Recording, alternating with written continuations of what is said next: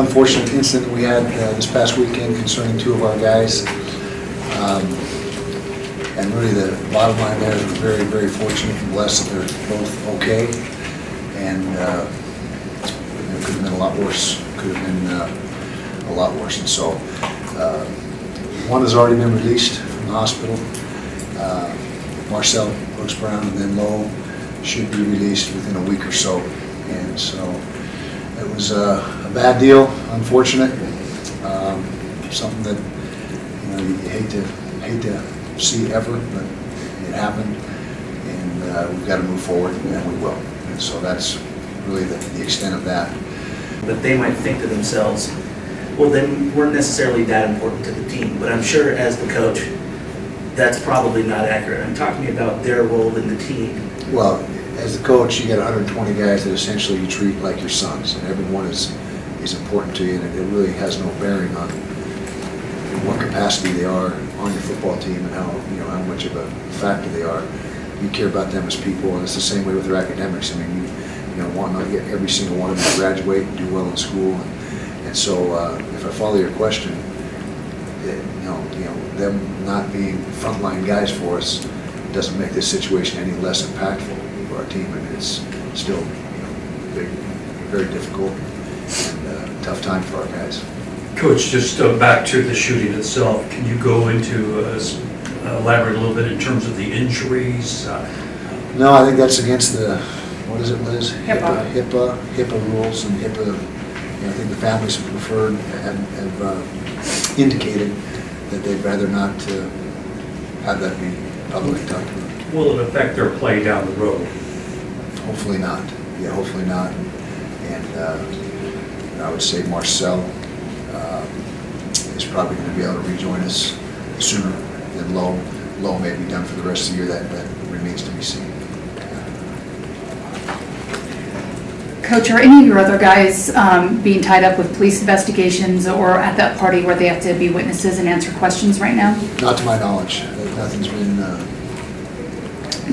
no one's told me anything of that nature so far. The situations that they put them in, about going to parties, are there any rules, anything stemming from that you had a discussion with the guys about? Our team? Yes. Well, we've had those discussions probably 6,000 or 7,000 times, but we will definitely have it again today.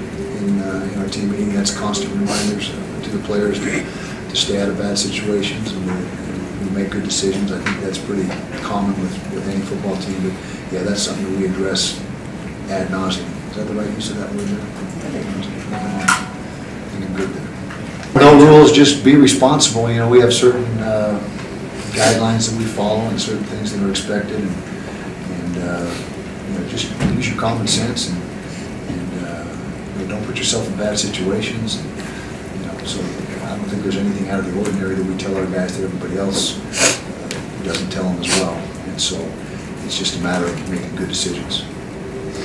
Lowe and Marcel was a big contributor on special teams, and just like Coach Whittingham said, they weren't really big name guys, but to us, we got 120 guys on the team that all contribute to our wins. So when a couple players go down, it kind of burdened on us, but we don't go out there and we don't play this game for them.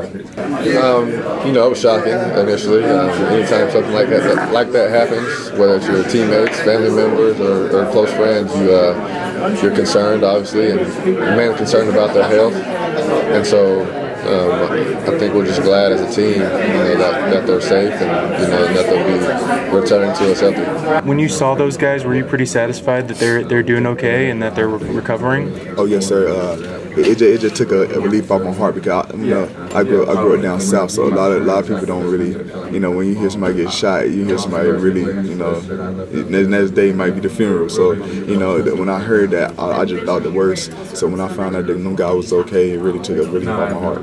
When you come to Utah, you don't expect, especially on the football team, to have to deal with these kinds of things. Is it kind of shocking that you are dealing with something like this as a team? Oh yes, sir. It's very shocking, man. Just the season that we projected to have, the season that we were trying to have, and just to go through these bumps and bruises and the adversities with this team is kind of shocking. I really didn't expect this to happen, but sometimes you gotta expect the unexpected. Definitely shocking, a shocking deal. But like I was saying earlier, things like that are just a part of life. There's knuckleheads out there that'll do things like that. And so, you know, whether it's a shooting or a car accident or something like that, there's just, you know, certain things in life that are outside of your control. And I think that, you know, when they do happen, it's unfortunate, but I think it's our job to, you know, welcome them back. You know, they're in good health, and I think that's the main concern. We look at our coach like father figures. You know, a lot of us, we dads are our own, and I'm a father myself, so I look at Coach Red as a father figure. So they give us advice about,